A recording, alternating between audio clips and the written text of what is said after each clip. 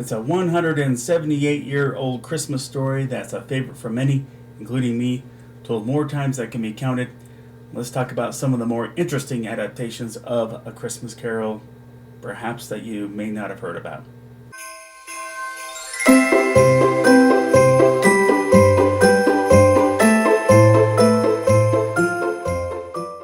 Welcome to my channel, KC, that's me, Carrie Chuck the Sledge Storyteller. Now, today, I want to celebrate a milestone.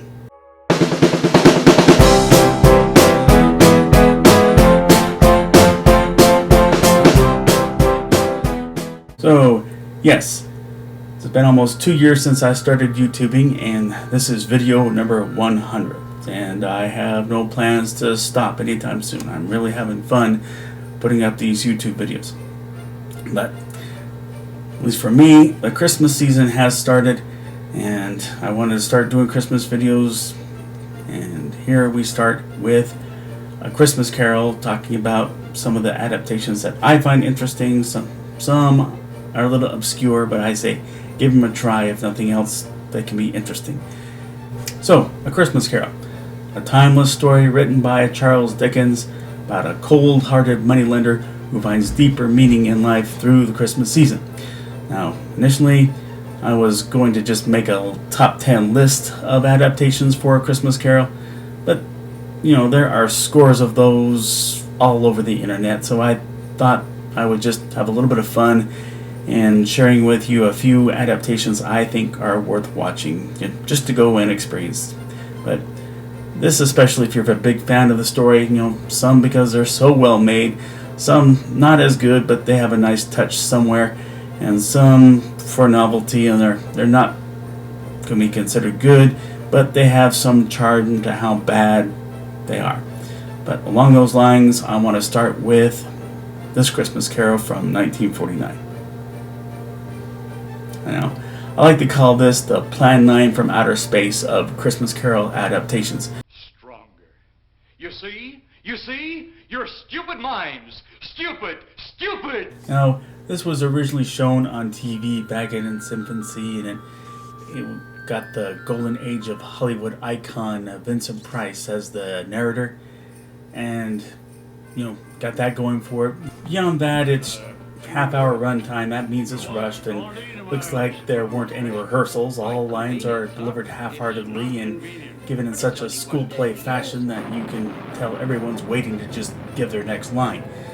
Watching the show speaks for itself. When we look at the costumes, they're school play costumes, and the plot resolution, it's pretty going for simplicity, and it's just plain simple. But a short and sweet adaptation to give you a good chuckle. Then moving on from TV in its infancy to movies in its infancy. So yes, this is one of the several silent film versions. This, to me, the one was the one that was best made. This one was released in 1910 by Thomas Edison's production company. Back then it was normal for a movie to run for a 14-minute runtime, as such this is, and looking it up on YouTube, shouldn't shock you to find it so short. But given the limited time, it does do a good job of touching on the key happenings of the story.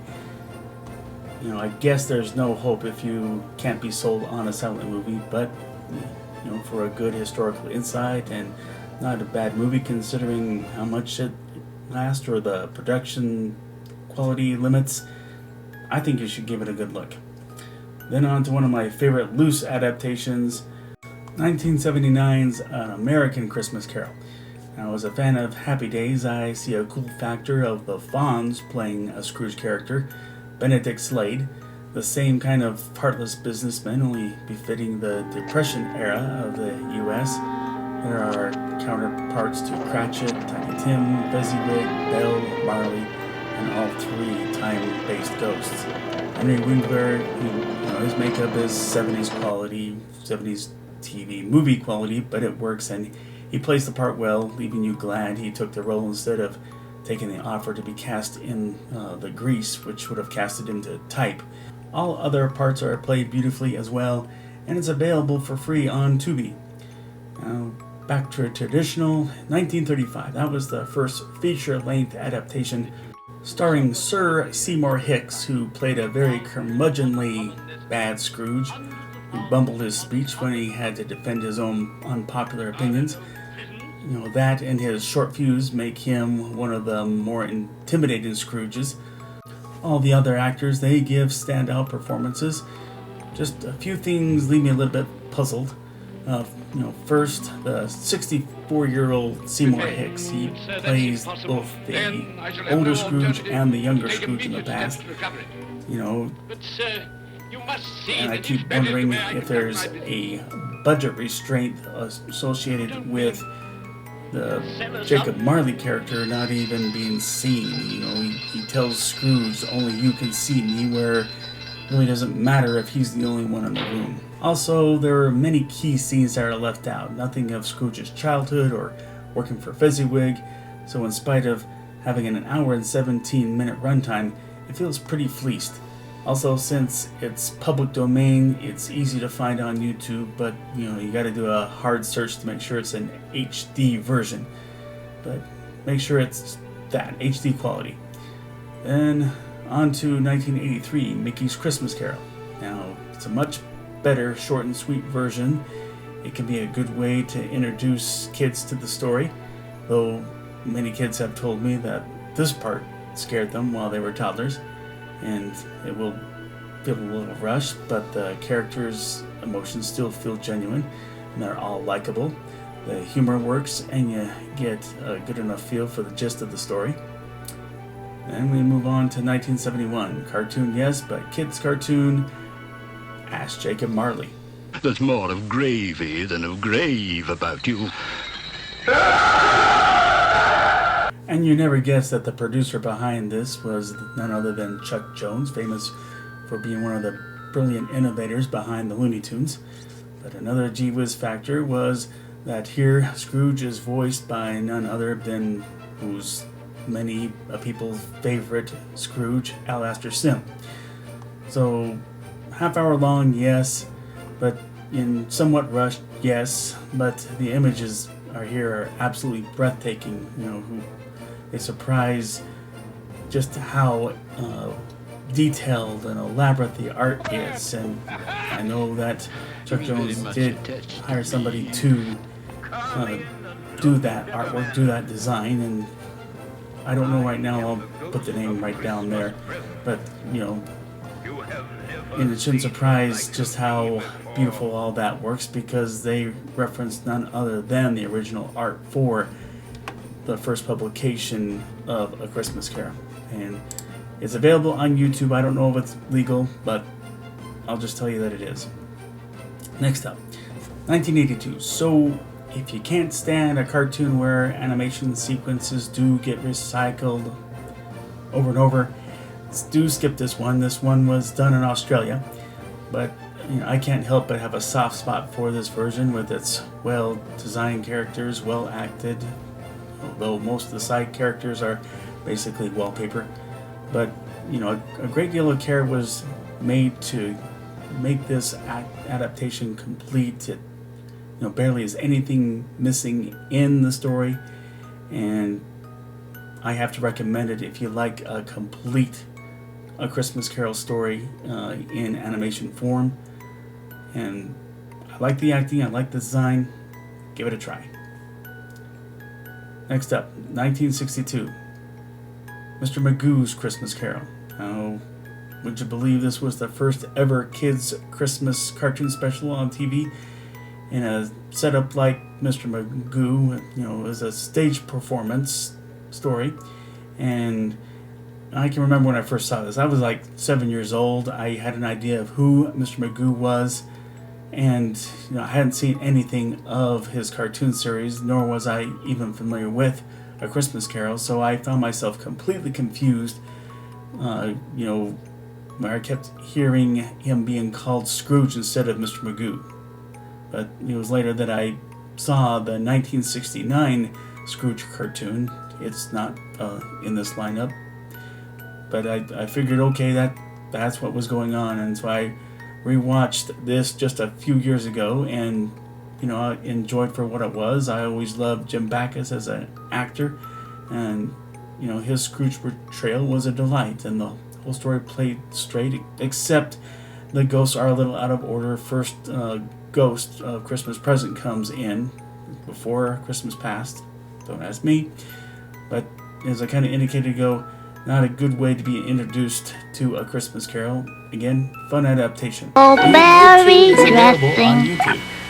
Moving right along to most people's favorite, 1951. And okay, some may be irked by me having this at number one, and I won't argue that there's good reason to have it at number one. But Alastair Sim, he gushes as an over-the-top Scrooge. You look at his high-end moments and quirks, and you think that he Jim Carrey'd Scrooge before there was a Jim Carrey. Whether for good or for bad, Sim can get all the talk and not so much the supporting cast. But I do like the Cratchit family. Jacob Marley is wonderfully convincing as one who has totally lost his soul, and the subsequent spirits are more than adequate. The one quibble is that in the beginning Scrooge flat denies the charity collectors any donation, and unlike most other adaptations, we never see Scrooge reconcile with them in the end. But perhaps that's the fault of the film's editor.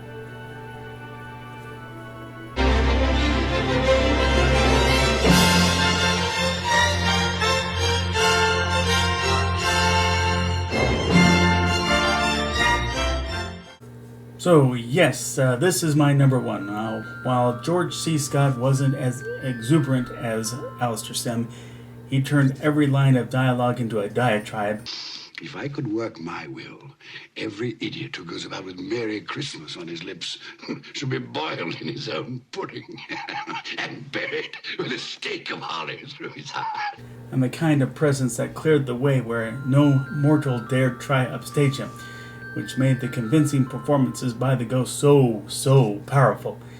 And that doesn't so much put George C. Scott over Alastair Sim, but to me, it puts 1984 over 1951. Not just a great Scrooge performance, but also great ghost performances that are up to the task of putting Scrooge in his place.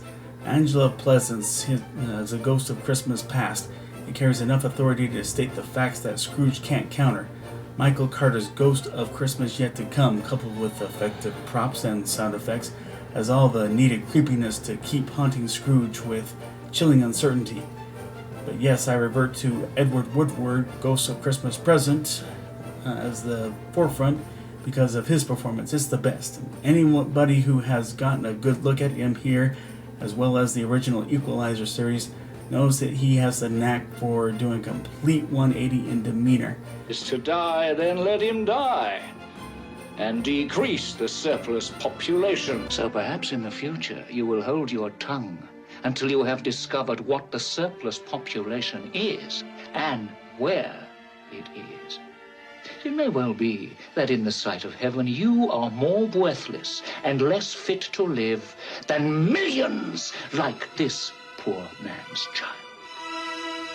I also see stellar performances in David Warner's Bob Cratchit and Roger Reese's Fred Halliwell. Everyone's performance is either done beautifully or on par. I can't help but love the musical score and great costumes, great location, on and on. But that's my 10 Christmas Carol adaptations to watch just cuts. Agree, disagree, something I left out? Please let me know in the comment section. If you like this video, please click like. If you like this channel, please click subscribe or follow me on Instagram. As always, the link to order Sledge #1 is below in the description there, where you can order it on Kindle. And it's just a matter of time before Sledge #2 finds its way up for order. Hope you'll want to look into it. But thanks for watching, and because this is all about A Christmas Carol, everyone be safe and God bless us, everyone.